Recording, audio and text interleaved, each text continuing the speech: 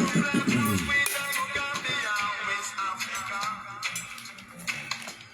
my farm village in the year 1750, I Kitty was born. To my mother Binta and my father Amara, dream to be a man at the age of 17.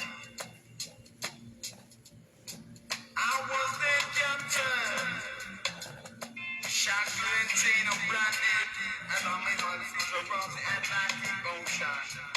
Ain't no more love, ain't no more devotion, in a ship called Lord Liberty. I couldn't even get the rain and fresh air. In the dark holes of a ship, I suffered from pain, heartache, misery, and seasickness. I saw women and death, said they made a stop at Jamaica. And the rich Jamaica said they made a stop, and so me as a slave on the corner spot.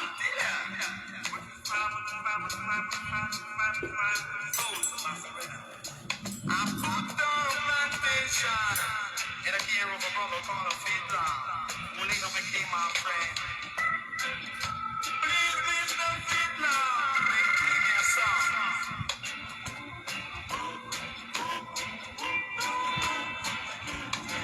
Would I never do that?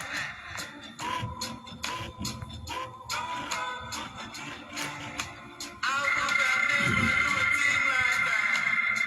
God says was never try one time and the real wasteland. Try another time and the blood don't become one stop fight from God. But how much better my soul? Ain't easy, even though you need me to stay put. Easy, you better get busy. Come on, so Kenner's coming. Feet is of the fittest shall stand. On the righteous man shall stand, is a judgment. Wicked can the fathers out of sex. Black roots, biggest be the truth. We got only upright to right instead. When I speak of the root, I refer to a foundation. That sometimes refer to a nation. Cause it's a black roots. United we stand and divided we fall. I'll stay put, y'all. Yes, massive. But there, you know, People Station. Well, I just gonna make this quick and fast. See, I just wanted to show a couple things, and you know, I'm out of here. You know, I just want to show you a couple things. That's all.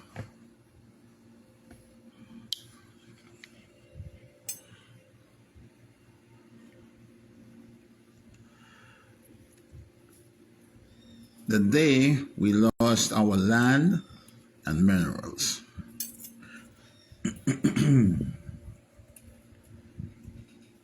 That's the day when these missionaries came in, and we allowed them to do all the rituals and all this stuff on us. You know what I'm saying? This is how it looks. See what's going on in the back there? See what's going on here? That's the biggest problem. That's the biggest problem today. Problem for my people. Yeah. Because it's a big show, you know? It's a big show. Yeah, it's a big show. Let me show you this show. Let me show you the kind of show it is. It's a big show. Let me show you the show. See? See, it's a big show. Yeah, everybody falling down, except the cameraman. The cameraman is the only one that stands up.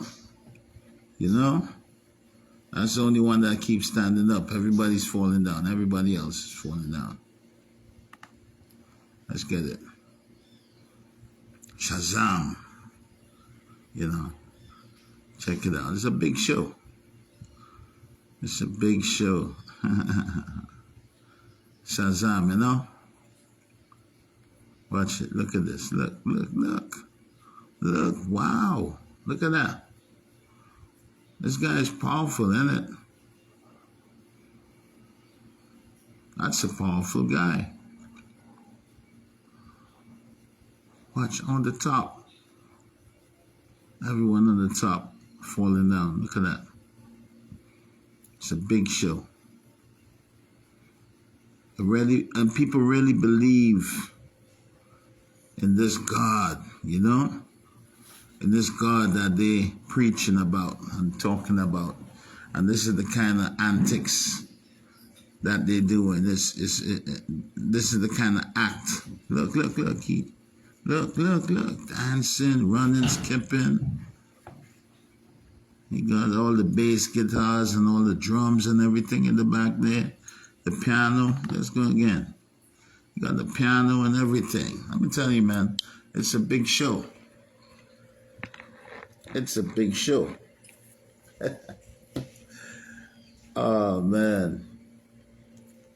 And people really going to sit down in the pews, you know? Yeah, I'm taking all of that stuff. Yeah.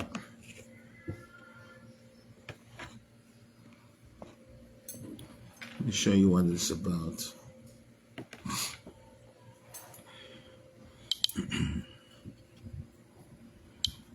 It's all about all these crosses and all these symbolism, you know? But within the symbolism, you got all these little crosses, you know? And no matter how you take it, a cross, it was a symbol of death, you know? Even by the Templars and whatever, it was a symbol of death.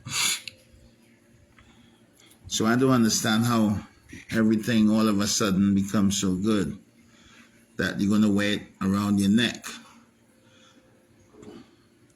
Now, if this was a symbol of death in that time, the symbol of death today is an electric chair. So why you don't wear an electric chair around your neck today? Huh? Why you don't wear an electric chair around your neck today? You know?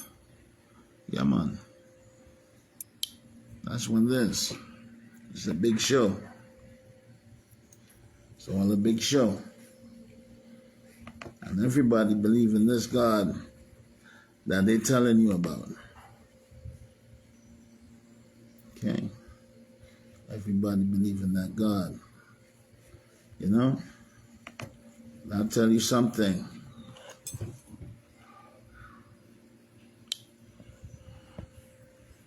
There's no going back once you have seen the truth. There's no going back once you have seen the truth. Okay? We're going to get into the truth very soon. Very soon. Just got a couple little pictures, you know? And I want to show, you know? Yeah. It's a big show. It's big business. It's big show business. Understand? And people taking all the money, you know? All the little old ladies and everybody taking a little money and going and sit down and giving the pastor, you know, and taking in the big show, you know. So it's all about all that stuff. Okay?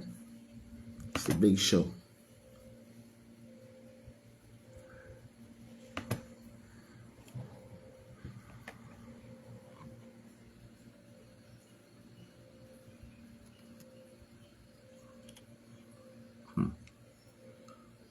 Yep.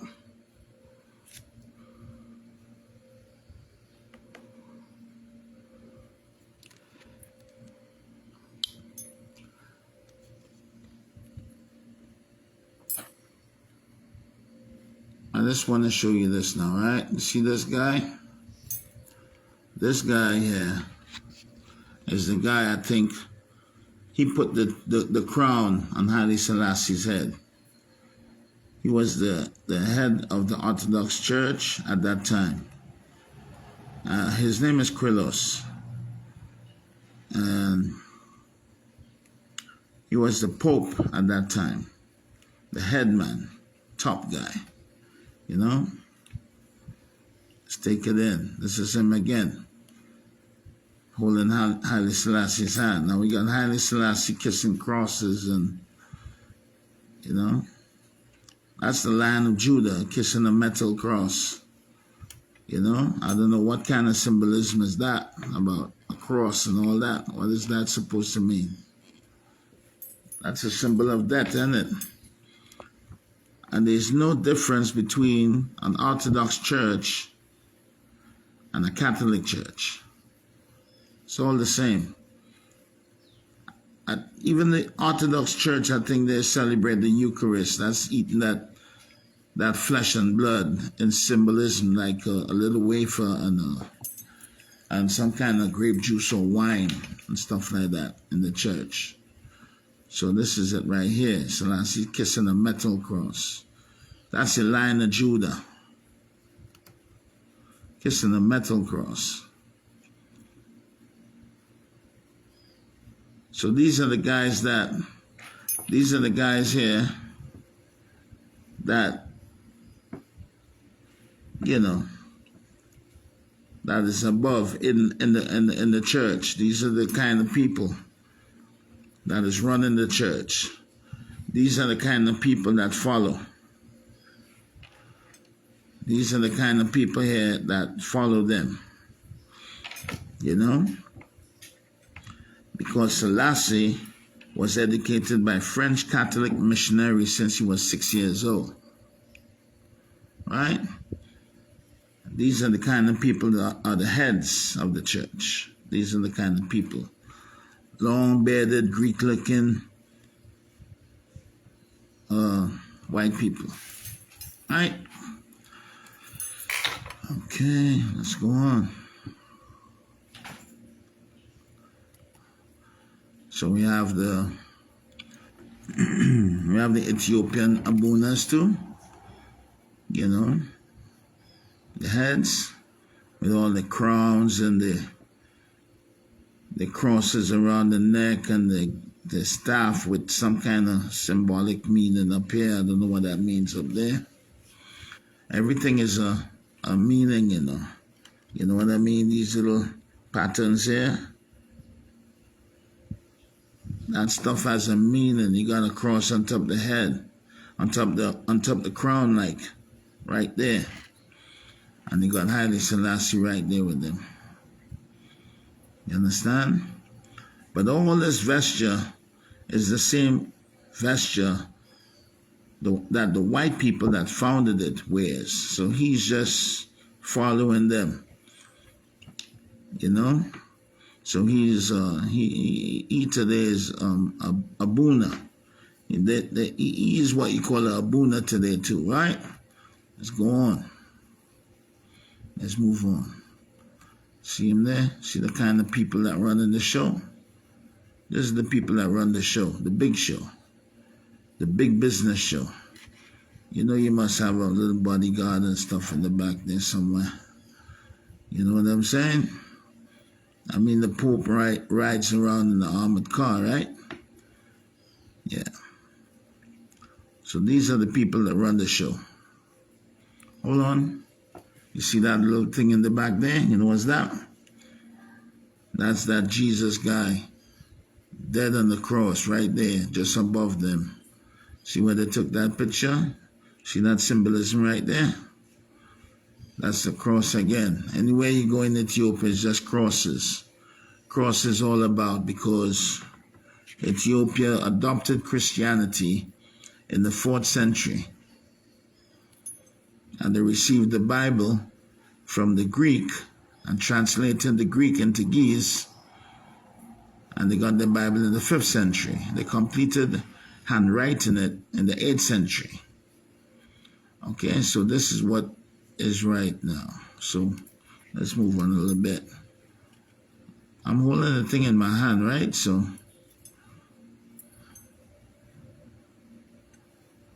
it's gonna be a little bit. This is the big guy right here. It's the Krilos guy. Look at this. That's the guy that put the crown on Selassie's head. Look at him. That's the man right there. You know, I mean, you didn't even let a Ethiopian put the crown on your head. You let this guy put the crown on your head. Because at the time, the headquarters for the Orthodox Church was in Alexandria. The head of the Ethiopian Orthodox Church was in Alexandria, and if you had to appoint any abunas or anything in Ethiopia, you had to consult with Alexandria to do such a thing. You gotta consult in Egypt, Alexandria, to do it, right? So he's from the Orthodox Church in Egypt. He's the head of the Orthodox Church, even the head of the Ethiopian Orthodox Church at that time. Okay? This is him again.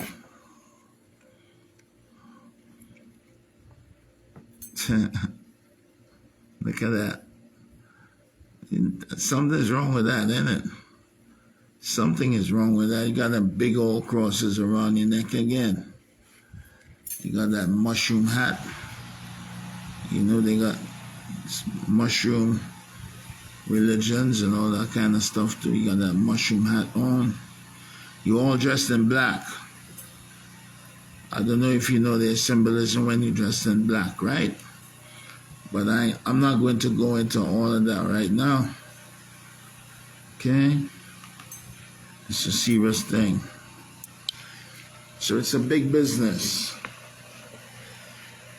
Yep, it's a big business. And people think that the God or the gods that they're telling you about, the people really think that these gods really exist, but you don't really see the God. You don't really see the God.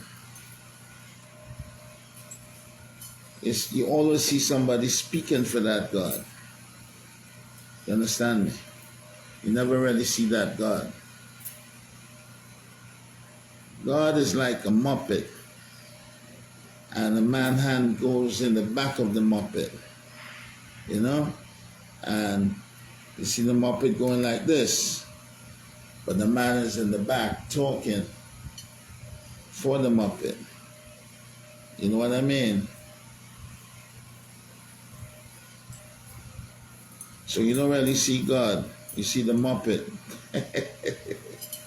And the man talking in the back of the Muppet, holding with his hand up in the back of the Muppet, that's your God. Because you don't see no God. You don't see the God what they're talking about. Right? You don't never see the God that they're talking about. And you gotta prove that God that you believe in. You gotta prove that God. Let me tell you why. That God demands praise, you know. That God demands you to praise him. So anybody could come like God. Sai Baba, Jim Jones, you know what I mean? A whole lot of people come in and say that they God. You know? So what are you gonna do? Just bow down and worship anything and everybody? Even Selassie came with a name, Haile Selassie, which means the Trinity. And the Trinity was plagiarized from Egypt.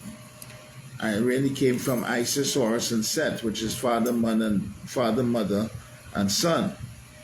All right? Which was the original Trinity. But Christianity took the Trinity and adopted and plagiarized it and fit it into their belief system. That's what you call Christianity today.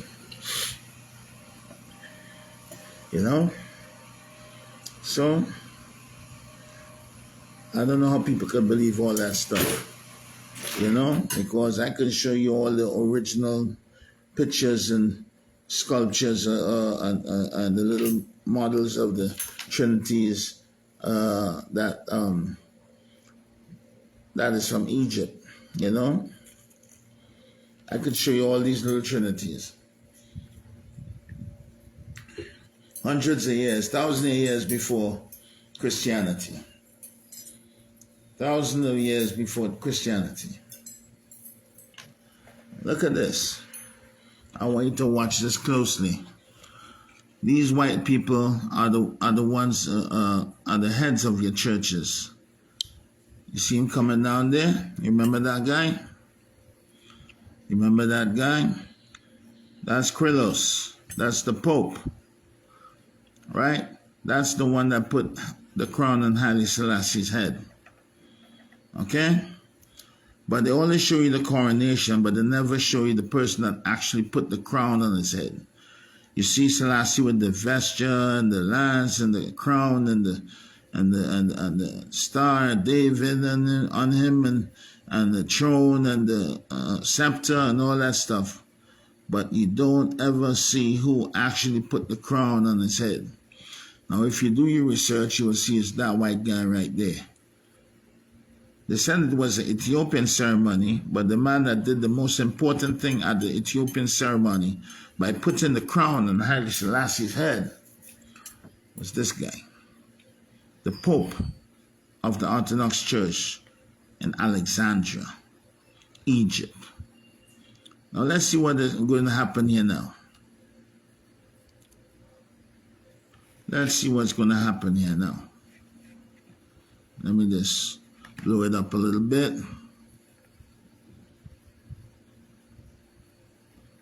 See that?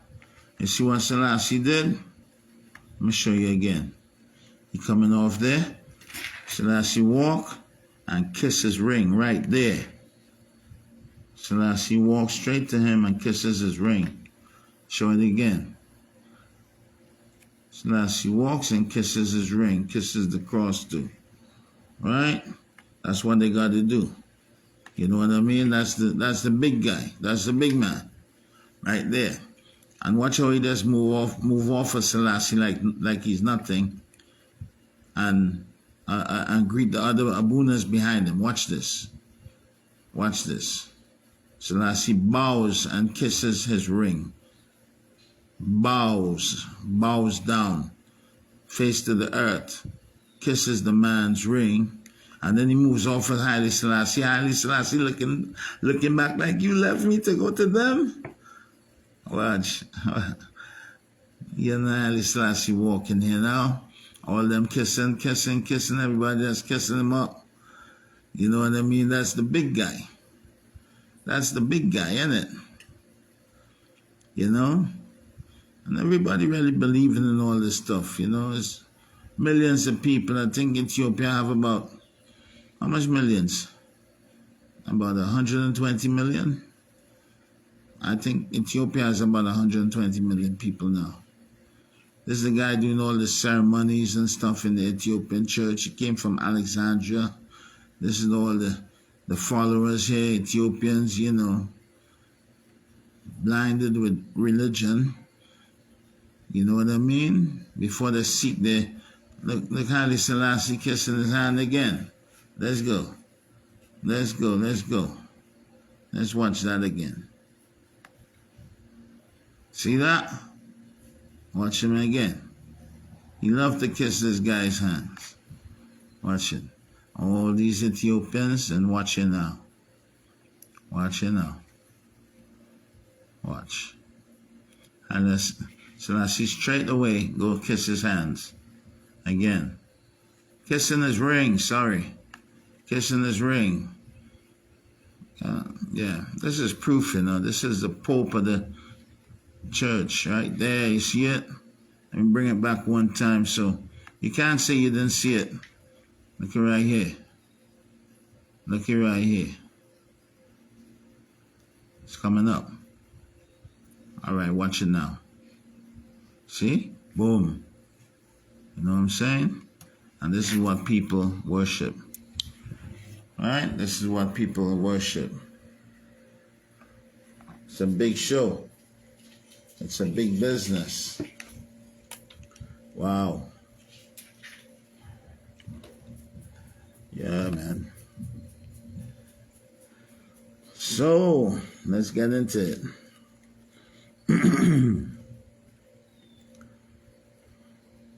Let's get into it. You know? Every religion has a costume, you know?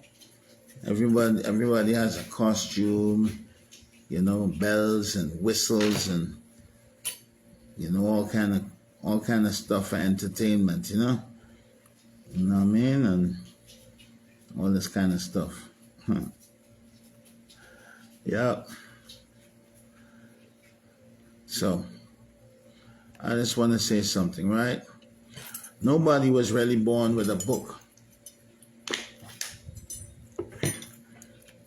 Like, born with a book on them. Nobody was born with a book strapped to them. Nobody was born with a religion. I'm sure that religion was given to you by either your mom or your dad or somebody in the street. You know? Somebody in the street give you a Bhagavad Gita or something in your hand, or a Watchtower magazine, you know, a Quran or a Bible or something. But the people that gave you this book, these books in your hand, these magazines and stuff, right? That was a man or a woman. That was not God giving you that stuff. That was a man or a woman. You see, there's no magical lamp and there's no magical book. All right? But everybody think that these books is the word of God. You know what I'm saying? But all religions were introduced by man, not God. All religions are man-made. All religions were man-made by man, right? Not a God. God is a concept. Man created all religions. When you look at the printing press and the Bible, it was written and published by man, right? It was copywritten by man. It was not copywritten by God. I mean, when you look at the copyright, you see some Jewish name or some name on it, you know what I mean? Some kind of Jewish or some kind of German name or something like that on it, on the copyright. But you don't see Jesus' name on it. You don't see John the Baptist's name on it. You don't see, or the real God that created what, you know, everything that you see here and utilize. You never see that name on it. You always see some little white guy somewhere on the copyright. Some German, some Greek, some Jewish guy. You know what I'm saying? Some guy, you know? But you don't see God's name on the copyright. You know what I mean?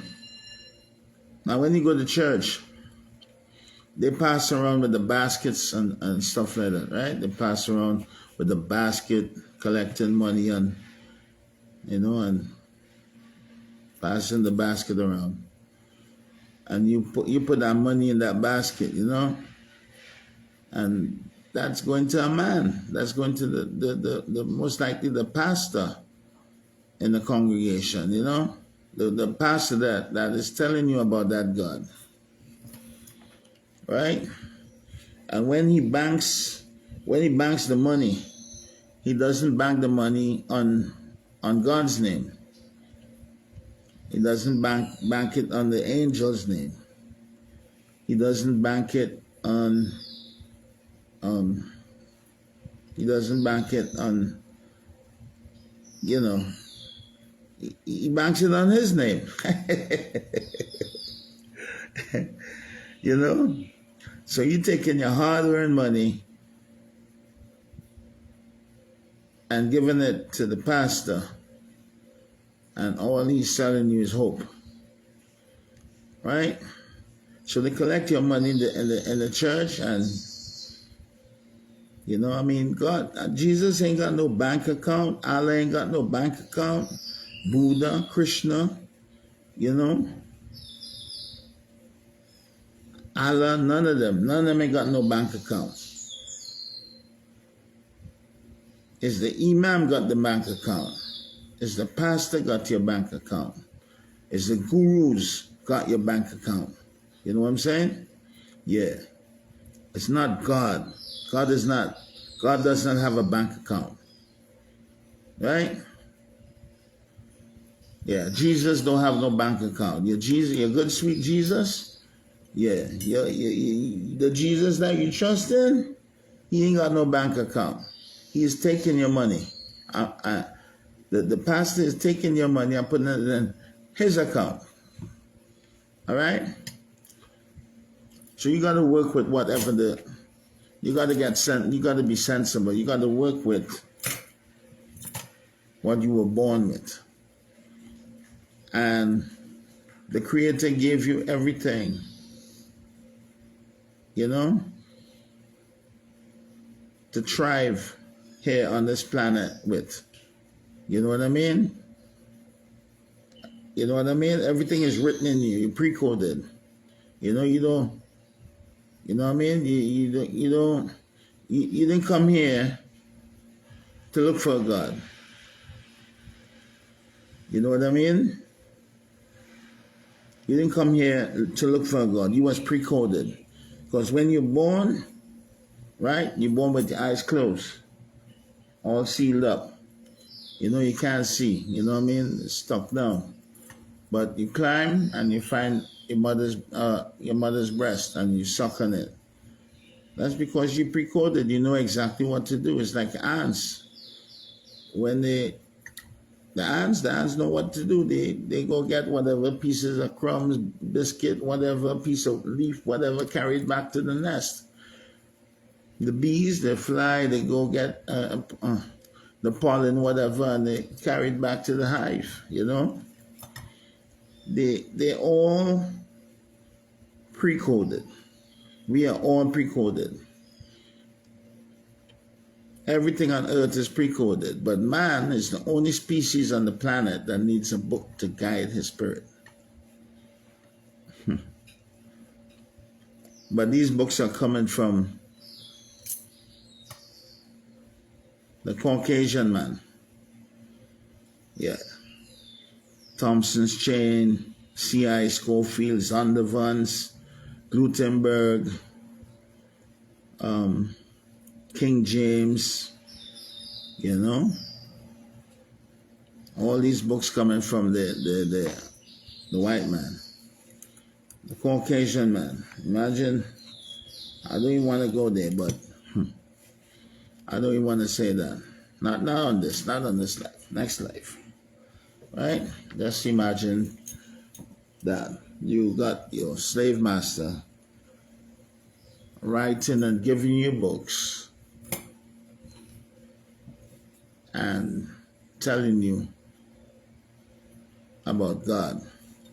After he beat you, he raped your mother, he killed your brothers, he killed your sisters, he did so much atrocities, then he comes and tell you about God and you really believe him. And God is all in the image of him. Blue eyes, blonde hair, you know, all this kind of stuff. White guy, you know. The image of the God is in him, is in his image. It's in the image of the slave master. You know?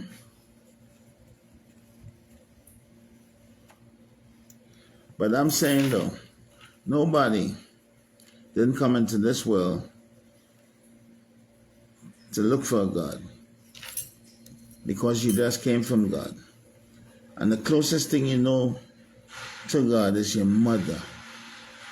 The closest person that you know to this God is your mother. right? Because she's the one that brought you into this existence, so you could even talk about it. That's how serious it is. If it wasn't for her, you couldn't even think about it. You couldn't even talk about it. You wouldn't have no form of consciousness. And if she didn't breast you back in the day, you would have died, because you need to get that breast to survive. In that time, it didn't have no Cerelac, it didn't have no baby food or nothing like that. You had to get breast milk, you know? All right? So you didn't come into this world to find a God, because you just came from God. And the closest person you know to God is your mother. Remember that. You didn't come into this world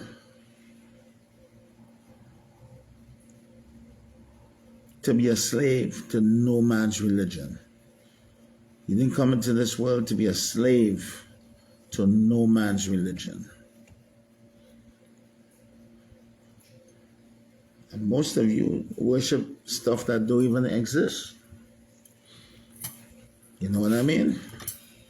Most of you worship stuff that don't even exist. So you have been tricked by a man to believe in a spook. Why I say a spook is because you don't have no proof of what you believe in. If you have proof of what you believe in and the God you praise, you call me. You call me, right? I want proof. And the only proof you can prove to me about the God you praise is to show me and let me see and let me meet that God. Most of the time you ask people about God and you say, prove the God. You say, well, I could prove him, you know, look, we got the stars, we got the... No, I didn't say prove whatever, the creation and stuff like that. I said, prove the God, prove your God. You know what I mean? And they say a whole lot of stuff. Well, I have a personal relationship with God. I said, have you ever met that God? Have you ever met that God? Some people actually lie and say, yes, they met the God. And some people said, well, I met them in the spirit. I asked them if they could see a spirit. They can't see a spirit, right? But they met God in the spirit. So I said, okay, did you talk to that God? I say, yes, they talk to the God every day. They kneel down and they pray to that God and they talk to the God every day. I said, does that God answer you back? Does he answer you back? Say, yes, he answered me back in many ways. I said, no. Say, does that God answer you back like how I am talking to you? When you talk to me, I am talking to you. You hear what I'm saying? Look, my mouth is moving. Does he answer you back?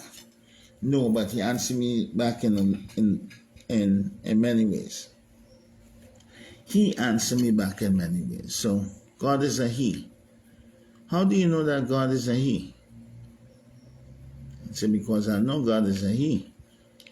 I say, but you didn't meet him. You didn't meet him, that he, to know that God is a he. You never met that God face to face. Some actually lie and say they met God face to face.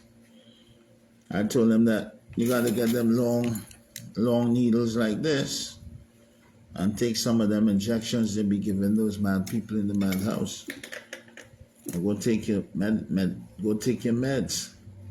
If you're seeing things, if you got things, or you're seeing things, or you're hearing things in your head, you gotta take your meds. You know? They have another set of people praising a lot of dead people too. I mean, they're praising while certain people was alive, they will praise the person, and Now that person that they said they felt it was God and stuff, that person is dead now and they're still trying to praise him and celebrating his birthday and all this kind of stuff. You know what I'm saying? And they God was buried so long ago. You know what I mean? You living and your God is dead. Imagine that. And you're still praising that individual. And that individual actually told you that they're not God. They're not a God. They're not a deity. That individual actually told you that they're mortal, or he's mortal. You know what I'm saying? Now, most of the people them just come and say that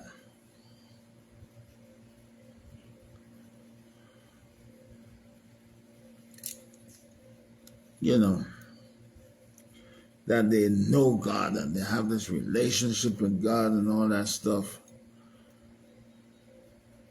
But how you can have a relationship with somebody you never met? They say spirit, you gotta be the spirit. You gotta have that spirit. You know what I'm saying?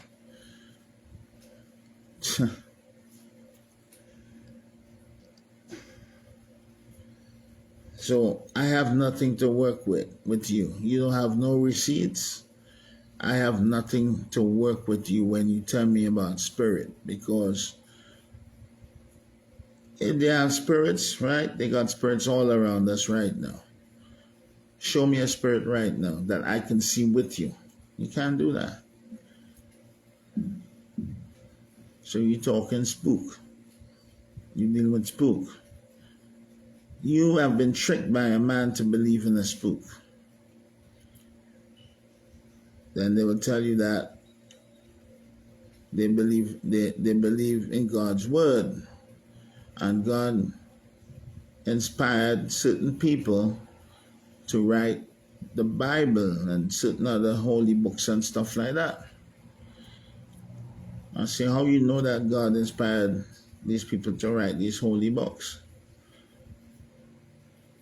Anybody could write a book. I could write a book. I mean, they said that the book of Genesis was written by Moses, but Moses was born in Exodus. So how could Moses write Genesis and he was born in Exodus? How could Moses write Genesis and he was born in Exodus?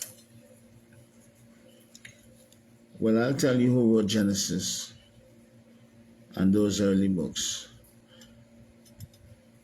You ever heard about the Council of Jamnia? Jamnia. Look it up. They're not going to give you a lot of information if you don't know where to look, but they will give you overall information about. And they existed about 90, I think it's 90 AD, around there. That council was 90 AD.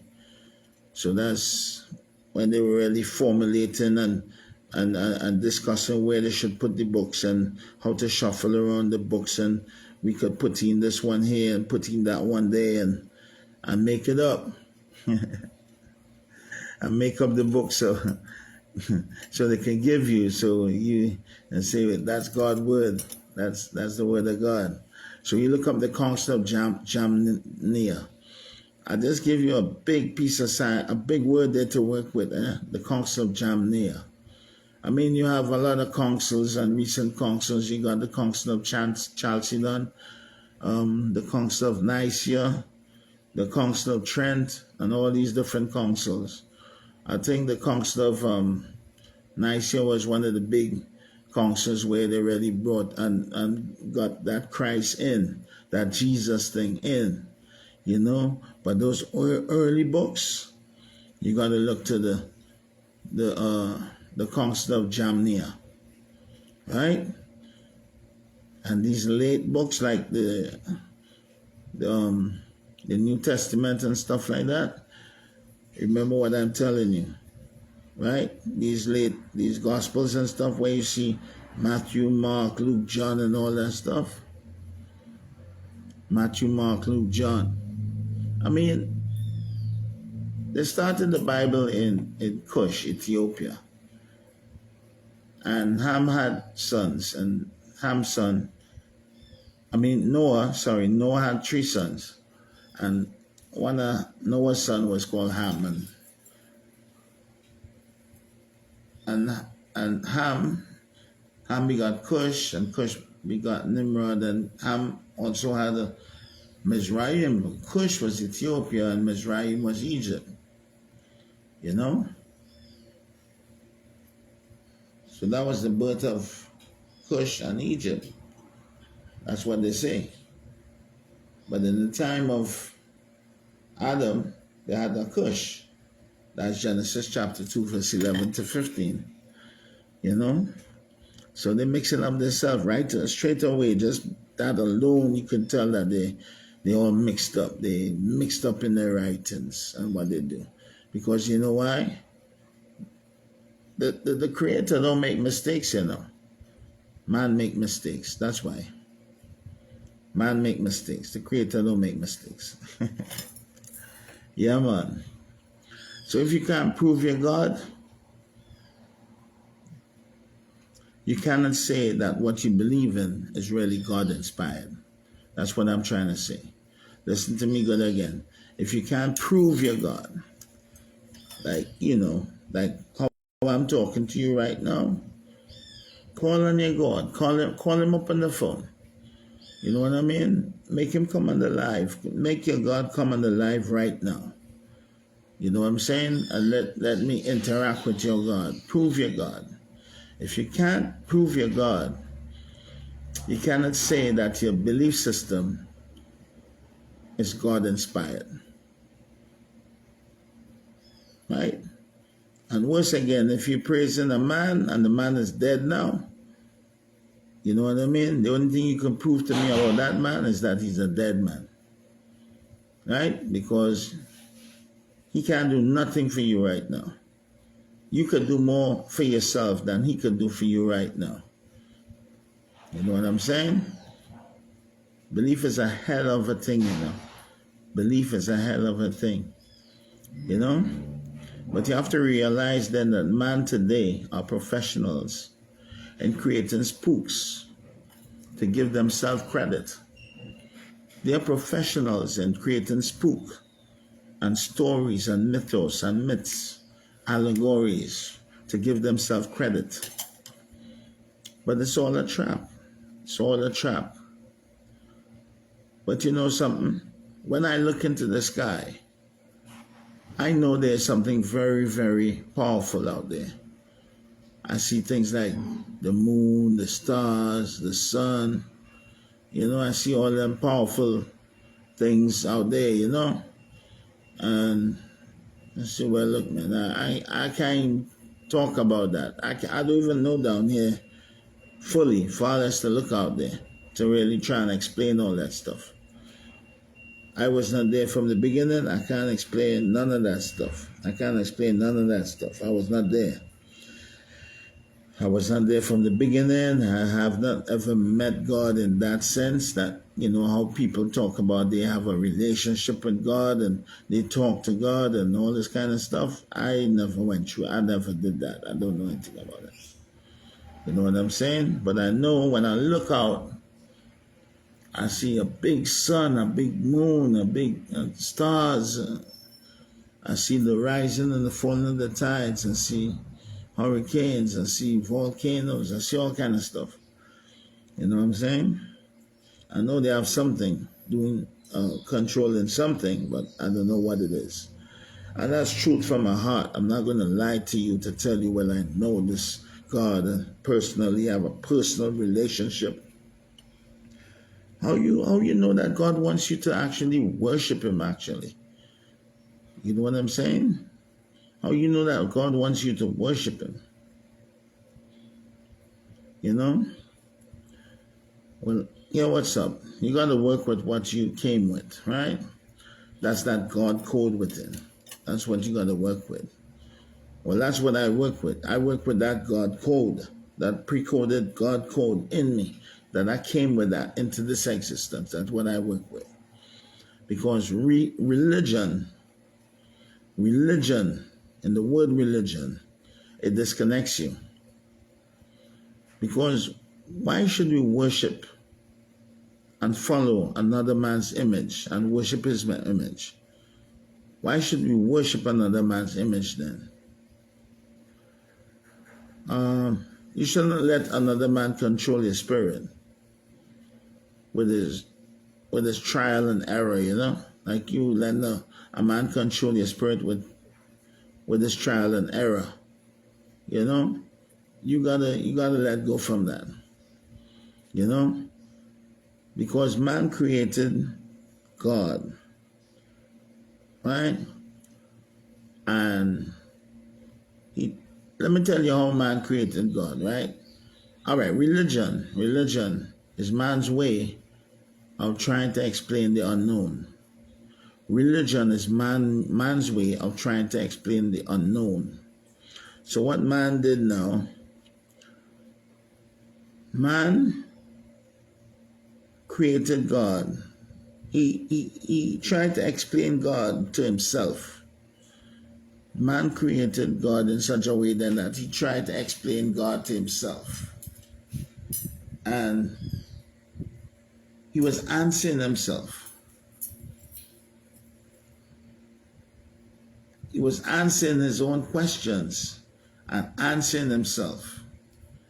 And when he became satisfied with his answers to his questions, that became religion. When the man became satisfied with the questions that he's been asking himself, that eventually became religion. Okay? So what I'm saying is this: don't trust no man. Don't trust no man. Don't trust no man, because church is a business. Church is a big, big business. You heard that? Yeah. Church is a business. That's what I'm saying.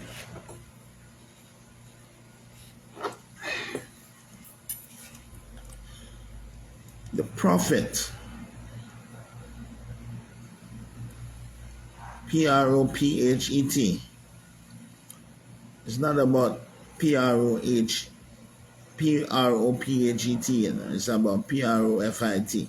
It's a big business. It's a big business. The pastors, the imam,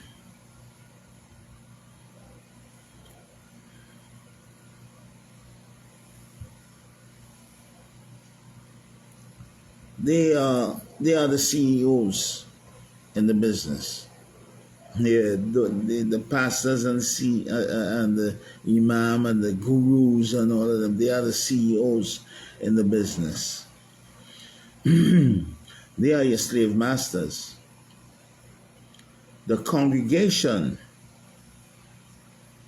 are the people that sit down in the pews and listen to these people are the customers. It's a big business. Remember, you got to have customers, right? And these customers tend to pay to go to heaven, because the product on sale is false hope. The product on sale is false hope. So you got these people preaching to you about God. They are very dangerous people, you know, because they're preaching to you about something they themselves has never really experienced in real life. They got something in their head, and if you believe in something that much, it becomes a reality to you. But it don't necessarily have to be a reality. If you believe in something real deep, you feel it becomes a reality. Look at those people. They catching power and stuff in the church and beating up on the ground, and they think that that's all God. You know, that's something in their head. That God is in their head. It's not a reality. You know what I mean? I never see the sky open up yet, and you see that God come and talk to the whole world at any one time. Say, look, world, this is God. And open up the sky, see a big face in the sky, and say, yo, this is me here. You know what I mean? You guys gotta worship me. You never see that stuff. You know what I'm saying? So don't let another man control your spirit with his trial and error. Man explained God to himself, and he answered his own questions to his satisfaction about the unknown, and that became religion. And religion is still unknown because religion is man-made. Religion was not made or founded by God. Right? So trust no man. Remember that. And a missionary, all those missionaries that be coming into your land and stuff like that, a missionary is really a colonizer. You know what I'm saying? A missionary is really a colonizer. You know? Because the missionary is coming to tell you whatever your culture is and whoever you're praising and whatnot, that's not the right thing. Don't do those. Do this. Don't praise that. Praise this. That's the mission and the job of a missionary. So a missionary come to colonize your mind, colonize your spirit. That's what they did to Ethiopia. The first place to be colonized in Africa was Ethiopia. The first place to be colonized in Africa was Ethiopia. So that's why you got all them crosses all over the place and all this, you know what I mean? In the 1200s, in Lalibela, they built this big church looking like a cross. I think it's 13 churches they have in Lalibela, built hewn out of solid rock and stuff like that. That's to the extent that Christianity came into Ethiopia in the 4th century. You know? So in the Bible they tell you about talking horses, talking donkeys, talking snakes, and flying horses. And you guys really believe that. Talking donkeys, talking snakes, flying horses, unicorns. And you guys really believe that. All gods are man-made, you know. All gods are man-made.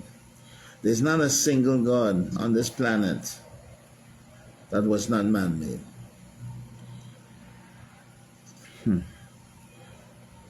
If you worship a god that you yourself has not worshipped, if you worship a god that you yourself did not make, right? You are worshiping the God that made that God. If you do not worship a God that you yourself made,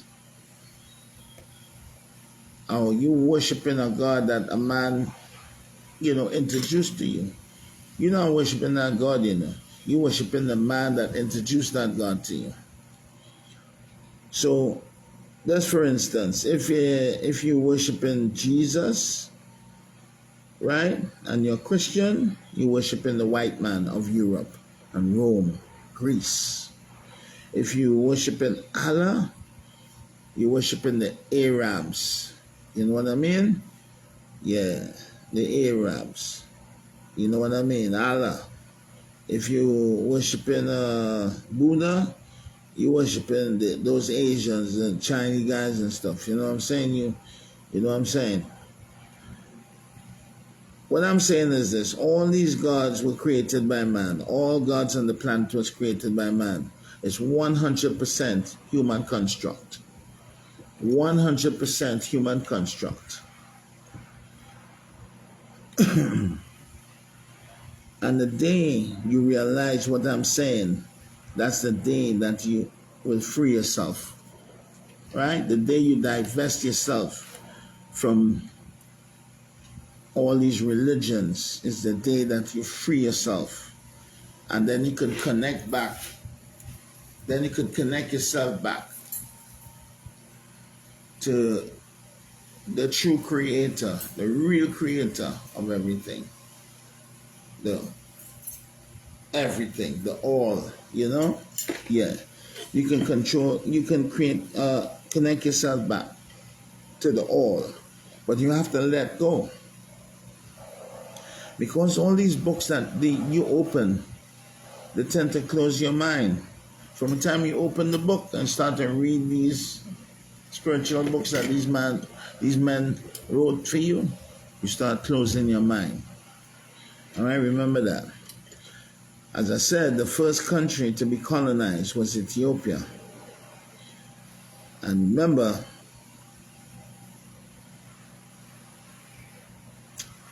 that some people praise Haile Selassie as a god. Remember Haile Selassie? Haile Selassie was educated by French Catholic missionaries. You know what I'm saying? French Catholic missionaries. That's who Haile Selassie was educated by. It's a very, very serious thing. And all you got to do is ask any of these people that believe in religion. Tell them to prove their religion. Not to prove their religion, sorry. Tell them to prove their God. Prove your God. I want to see your God. I want to talk to your God.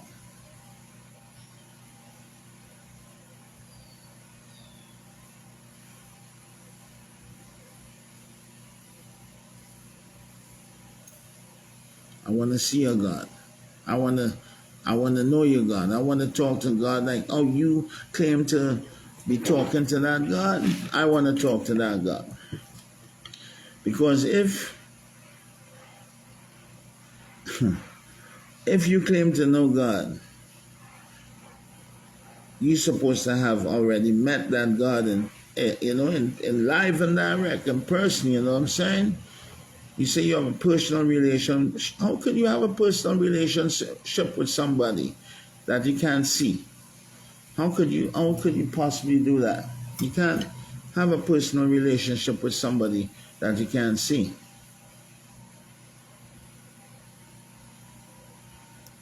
And basically that's what makes you a slave to another man's religion. Because you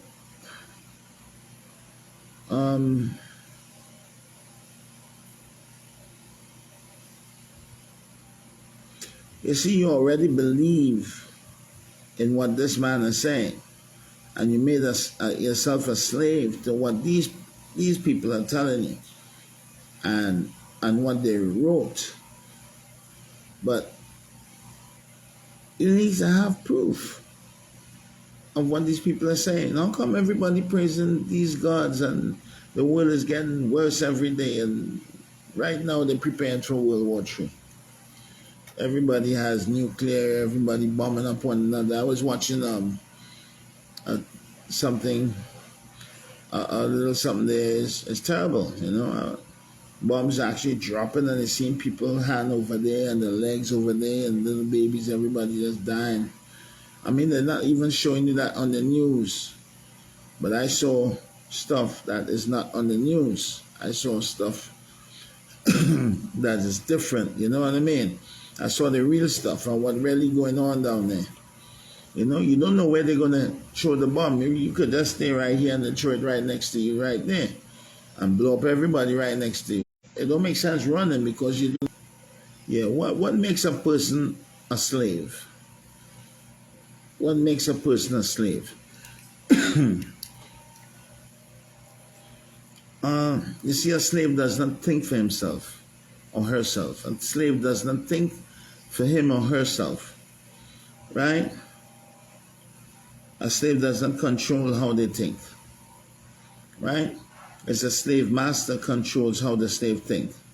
And usually the slave master does this by violence. Control how you think through violence. They said, look, if you disobey, this is what's going to happen to you. We're going to cut off your testicles. We're going to boil you in hot oil. We're going to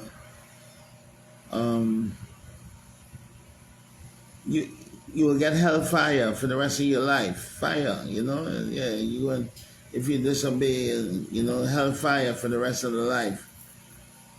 So the slaves now are being cut. The way how they think now, they said, well, look, man, I gotta listen to the slave master, because if I do go against what they tell me not to do, right, I'm gonna get hellfire, or they're gonna cut off my testicles, castrate me, or boil me in hot oil, or kill my mother, or something like that. I said, so that becomes a chain in your brain. That becomes a kind of chain in your brain that, the consequences for not listening to your slave master becomes a chain in your brain. So basically, in the Dark Ages, whatever, come up to even to this time, they use something called the lake of fire and hell and all this kind of stuff. So religion, has a lot to do with fear. So you run to the church now because you fear. You're in fear. You don't want to go you don't want to go into hell and stuff like that, right? And you don't want eternal torture being done to you and stuff like that by this God. But that's a man talking, but it's a man giving you all that fear stuff, all that hellfire and stuff, because no man ever died and went to hell and come back and tell you how hot it is. And nobody went to any heaven or anything up in the space and come back and tell you that it's a place that has gates and a man sitting down on a throne up there and streets of gold and all that crazy stuff, right? So it's all about hellfire and all this kind of stuff. It's about fear. That's how they put the chains in your brain. They always keep, and from time to time, they always keep reminding you of the consequences of disobeying what they put for you. You know what I mean? The laws that they laid out for you. They always tell you the consequences, right? And they keep reminding you. Or even, beating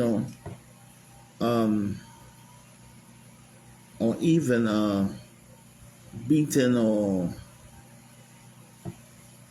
executing somebody right in front of your eyes, So you say, look, man, I don't want to get executed either. I don't want to be beaten up or anything like that, or get castrated. So it keeps you in the order. It keeps you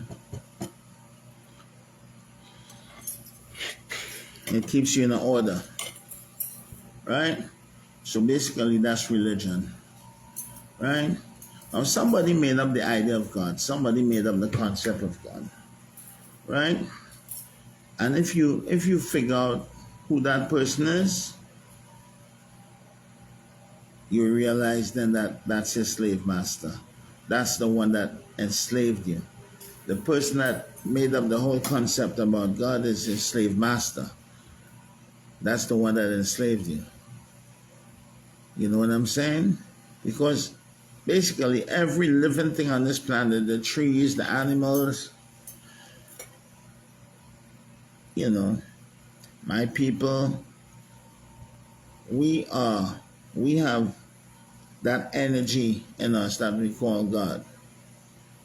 Because if no words is coming out my mouth anymore, that energy has left me, and this dies, right? But the energy in me right now is speaking. I could relate to you. I could speak. You hear me speaking, right? But you don't see my words. You don't see my words. You hear my words. You know what I'm saying? But when these words stop coming out my mouth and I ain't moving no more, that means I'm dead. You know what I mean? But I'll give you a little joke. If Adam and Eve was Chinese, right? We would have been living in paradise all now. You know? If Adam and Eve was Chinese people, we would have been living in paradise right now, because Adam and Eve would have eat the snake. Right? They would have eat the snake instead of having the snake, you know, fool them and tempt them into certain things. Adam and Eve, if they were Chinese. Let me see if I can find anything for you here again, because before I go, right? Because I stated what I have to state for you already. All right? And let me just give you a little piece of this thing here with what this Abuna is saying. A big Ethiopian Abuna, big high-ranking Abuna. Yeah, what are you saying? Some people do the Ethiopian face. They make the picture like they own people. For example, in the Caribbean islands make like their own face of dark color. But we believe that Jesus Christ is born from Jewish white people. It's not important to change the face, the whiteness. He's saying that Jesus is white, a big, high-ranking, high-profile Abuna from Ethiopia is telling that Jesus is a white man, and he born in Ethiopia, and he looks black, but I can tell that they are mixed. All these Ethiopians are mixed. They mix with the white man. Enough of them. Enough of them Indian, you know? Yeah, they mix. They mix with the Caucasian man, okay? And the Arab and them thing. They all mixed up. But listen. Different from how he is depicted in European paintings. Of course, some people do the Ethiopian face. They make the picture like their own people. For example, in the Caribbean islands make like their own face of dark color. But we believe that Jesus Christ is born from Jewish white people. You hear that? You hear what he just said? Listen. Listen. But we believe that Jesus Christ is born from Jewish white people. Let me give you that again. This is what the Orthodox Church is dealing with. This is the same church that Haile Selassie is in. That's why he got all them white people around him. You know what I mean? And that's why he allowed this white guy to put the crown on his head. A big Ethiopian ceremony, but you got a white man putting the crown on your head. But we believe that Jesus Christ is born from Jewish white people. It's not important to change the face, the whiteness. You're surrounded by paintings of both Jesus Christ and the Virgin Mary. I'll tell you something too. The Ethiopian Bible, the Grima, yeah? The Ethiopian Bible, that I said, is one of the oldest. It's just one of the oldest, but it was translated from the Greek. So you know that the Greek and the Romans, they are the ones that spearheaded these writings, yeah? And don't forget, your New Testament was written by the Piso family, which were the same Flavians, the same people from Constantine and all these little, the same family. They wrote that because these were the people that could read and write in that time. A lot of people were really illiterate in Europe at that time. They couldn't read and write. In fact, there are people today in 2025 still can't read and write, right? And the Bible really became an institution in the 1800s. You understand? In other words, then where people had it was published a little more in the world in various languages and stuff like that, and it started becoming an institution, so to speak. But still, they had a lot of people who couldn't read and write. Listen to him again, though. And remember, this is the church that Haile Selassie is in, huh? Believe that Jesus Christ is born from Jews as white people. So you see what he just said there? He's trying to tell you that the Jews are white. You understand?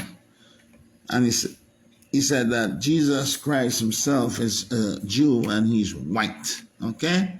That's this big mushroom head guy here. That's important to change the face, the whiteness. You're surrounded by paintings of both Jesus Christ and the Virgin Mary, like Ethiopians, crowned with a soft apron. They trust Jesus Israelites. So it's not very important to change the face of our Lord Jesus Christ and Saint Mary, because they are Jews. They are Jewish. Saint Mary. We don't have names like that, buddy. We don't have names like Mary and John and Timothy and Paul and Mark and Luke and Matthew and all these kind of names. You don't have them kind of names in Africa, man. You know, that's the wrong. That's not our names. That's English names and German names. I don't know what kind of names and things. Jesus is definitely a Roman name, because all them names that end with US, all the names that end with US is Roman and Greek. Tiberius, Julius, Jesus, Olympius, Cornelius, Augustus. It's just us, you know what I'm saying? So, we got to wake up. We got to wake up, family. My family, that is. You know what I'm talking to, yeah? We got to wake up, because this guy here, he was talking a whole load of shite. You understand? I'm telling you. This is what's going on.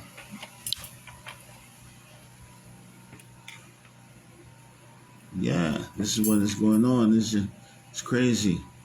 This guy was talking a whole load of big shit. You know what I'm saying? Yeah, this is what he was talking. You know what I'm saying? Yeah, talking about this Jesus and all this stuff. You can't improve it. You're Jesus. You can't prove it. You can't prove you're Jesus. You know what I mean? You can't prove Jesus because you can't prove Adam and Eve. You know what I'm saying? You can't prove Noah. Noah's fiction, and I could prove that to you. You know what I mean? I don't want to go into that, but I can prove that Noah's fiction. I can prove that Moses is fiction. I can prove that all that writing in the Bible from the beginning, that can't be God writing, inspired that book inspired from God. No, that's not inspired from God. Because God in Genesis, on the third day, created all the plants and the trees and the herbs and everything. But he made the sun on the fourth day. Now tell me something. How are you going to create the sun after you created the plants? That's crazy. Because you damn well know that the plants need the sun to survive and to grow and do everything. How are you going to create the sun after the plants? Then you're going to tell me God know what he's doing. God don't know one thing we doing. Yeah? So, let me give you a little comedy before I go. But you see this comedy here now? Trust me, it's not just like a comedy. I mean, I want you to take it serious. You know what I'm saying? Right? I want you to take it serious. Because he's making a joke from it. But it's actually some serious jokes. Okay, so take in this.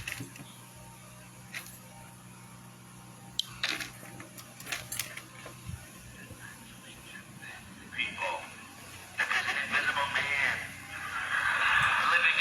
sky, who watches everything you do, every minute of every day. And the Invisible Man has a special list of 10 things he does not want you to do. And if you do any of these 10 things, he has a special place full of fire and smoke and burning and torture and anguish where he will send you to live and suffer and burn and choke and scream and cry forever and ever till the end of time. But he loves you.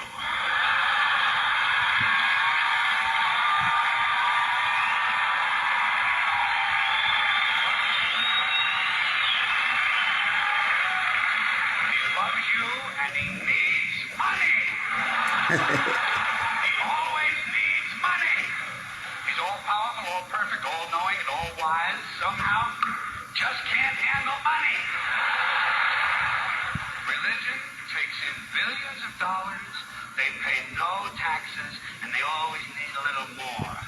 Now, you talk about a good bullshit story. Holy shit.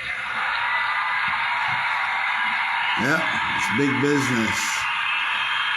It's big business. It's a big business. Now, respect, yeah? But I just want you to think about all the points that I just gave you.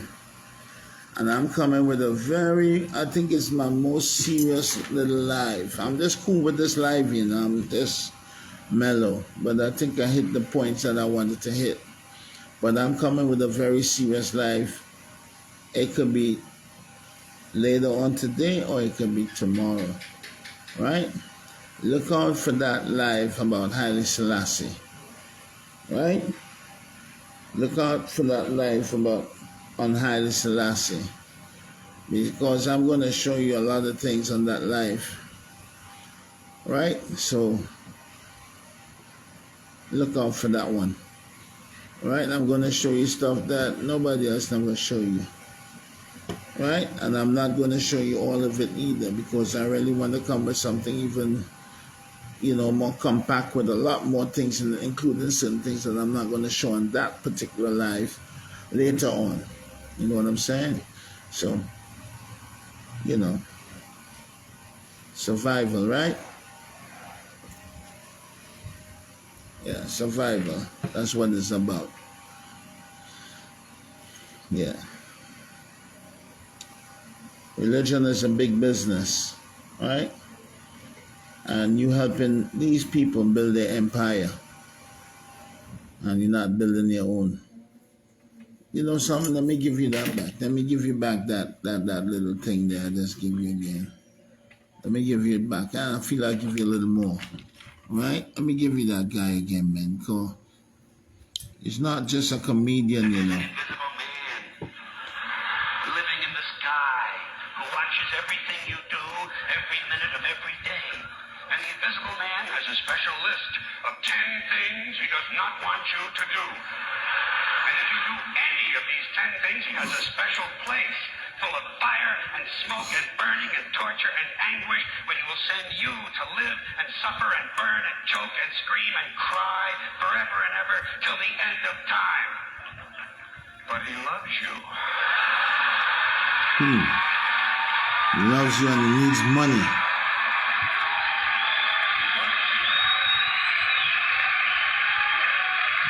He loves you and he needs money. He always needs money. He's all powerful, all perfect, all knowing, and all wise. Somehow, just can't handle money.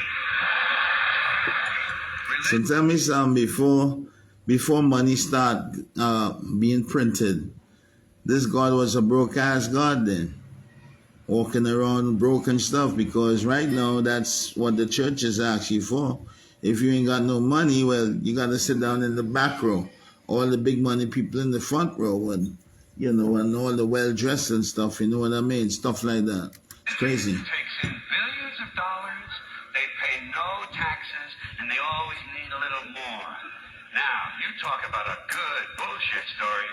Holy shit.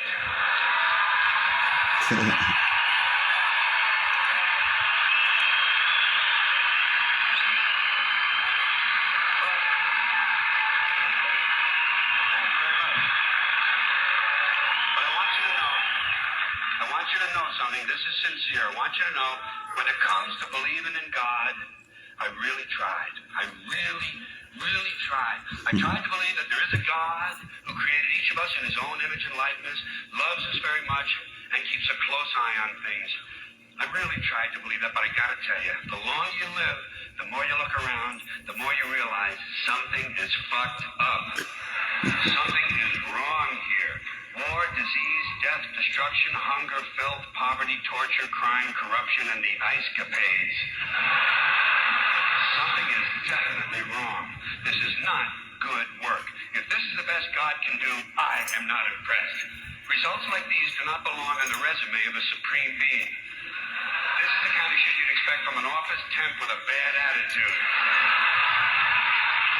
Between you and me, in any decently run universe, this guy would have been out on his all-powerful ass a long time ago. By the way, I say this guy because I firmly believe, looking at these results, that if there is a God, it has to be a man. No woman could or would ever fuck things up like this.